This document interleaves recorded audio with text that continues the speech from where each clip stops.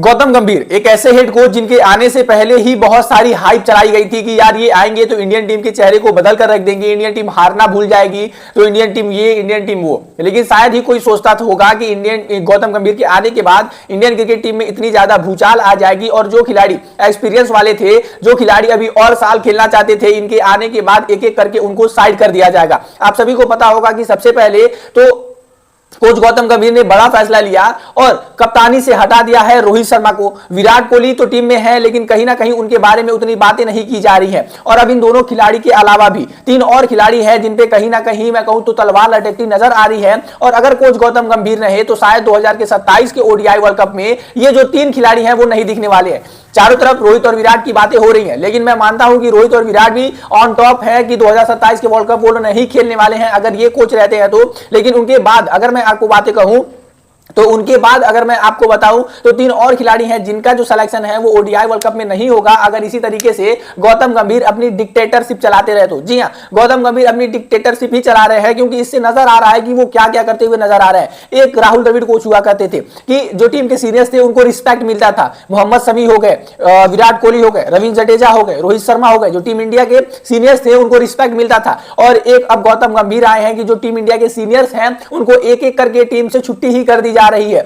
2 गेंदबाज तो ऐसे हैं जिनकी टीम से छुट्टी हो गई है और वो ओडीआई वर्ल्ड कप के लिए मैं कहूं तो लाइन में भी नहीं लगे हैं और इसका प्रूफ दे दिया उन्होंने ऑस्ट्रेलिया टूर से पहले। चलिए बातें करते हैं एक एक करके। तो सबसे पहले इस लिस्ट में खिलाड़ी जो हैं वो हैं कप्तान रोहित शर्मा। हालांकि वो अब कप्तान नहीं है ओडीआई फॉर्मेट के, लेकिन मैं अब आपको बता दूं 1987 में पैदा हुए रोहित शर्मा और 2027 के ओडीआई वर्ल्ड कप तक तकरीबन वो 40 साल के हो जाएंगे। फिटनेस ही एक बड़ा उनके रास्ते में रुकावट है और इस वजह से ही वो उनके ऊपर इतने सारे सवाल जवाब उठ रहे हैं। इसमें कोई दो राय नहीं है कि रोहित शर्मा 38 साल के होने के बाद भी उनके परफॉर्मेंस में कोई गिरावट आई हो या फिर उनकी कप्तानी में टीम इंडिया कहीं भी किसी भी गलत तरीके से खेलती हुई नजर आई हो। लेकिन फिर भी कोच गौतम गंभीर मानो कि उनके लिए कुछ अलग प्लान बना चुके हैं। 38 साल के रोहित शर्मा जो इस समय टेस्ट से रिटायरमेंट ले चुके हैं, T20I से रिटायरमेंट ले चुके हैं और अब वो सिर्फ एक फॉर्मेट के खिलाड़ी बने हुए हैं। तो ऐसे तौर पर अब टीम इंडिया उनकी एक गलती करने का इंतजार कर रही है कि जैसे ही वो ऑस्ट्रेलिया टूर में थोड़े से भी फेल होते हैं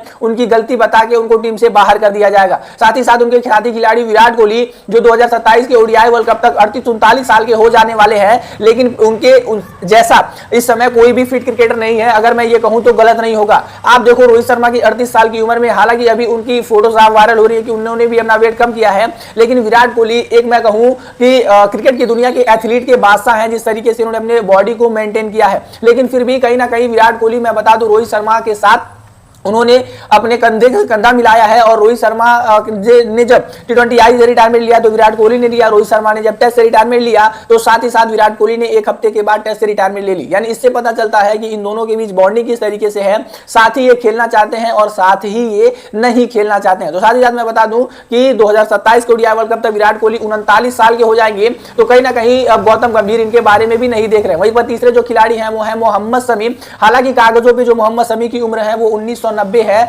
यानी मोहम्मद शमी जो 2027 का ओडीआई वर्ल्ड कप होगा तब तक वो 37 साल के हो जाने वाले हैं। और इस दौरान देखा जाए तो 37 साल के एक फास्ट बॉलर क्या ही गेंदबाजी करेगा। लेकिन अगर आप मोहम्मद शमी के हाथों से गेंद अभी भी निकलते हुए देखोगे तो आपको नहीं पता चलेगा कि मोहम्मद शमी ऑलरेडी 34-35 साल के हैं, वो जितनी धारदार गेंदबाजी कराते हैं। Mohammed Shami ODI world cup 2023 के हीरो रहे थे अगर हम फाइनल में पहुंचे थे। मोहम्मद शमी चैंपियंस ट्रॉफी 2025 के हीरो रहे थे अगर हमने चैंपियंस ट्रॉफी जीती तो। ऐसे तौर पर आईसीसी टूर्नामेंट्स में सबसे बेहतरीन परफॉर्मेंस करने वाले गेंदबाज मोहम्मद शमी अगर हमारे नहीं लोग होंगे तो दिक्कतें पैदा होंगी। लेकिन मोहम्मद शमी ने हार नहीं मानी है और अब वो बंगाल के लिए रणजी ट्रॉफी खेलने के लिए उतर चुके हैं। उनका यह मानना है कि वो 2027 का ओडीआई वर्ल्ड कप खेलना ही नहीं चाहते हैं बल्कि टीम इंडिया के लिए जीतना चाहते हैं। वो अपनी कोशिश तो भरपूर कर रहे हैं, लेकिन शायद कोच गौतम गंभीर ये नहीं चाहते हैं। वहीं पर साथ ही साथ बताऊं अगर उनके अगले खिलाड़ी जो हैं वो हैं सर रविंद्र जडेजा। सर रविंद्र जडेजा को अभी वेस्ट इंडीज टूर पर वॉइस कप्तानी दी गई थी, लेकिन कप्तानी देने के बाद भी अब उनसे ये बड़ा फैसला मैं कहूं तो ले लिया गया है कि उनसे अब ओडीआई टीम से ही बाहर करा दिया गया है।